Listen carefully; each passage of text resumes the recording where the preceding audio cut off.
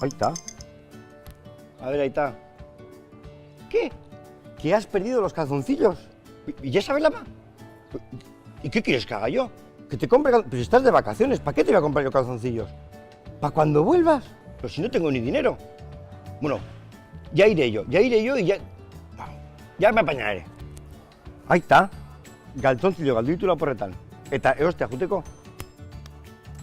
Zure aitai esan belarri prest izateko, Ni beti euskera zitailetetan ulertzeit.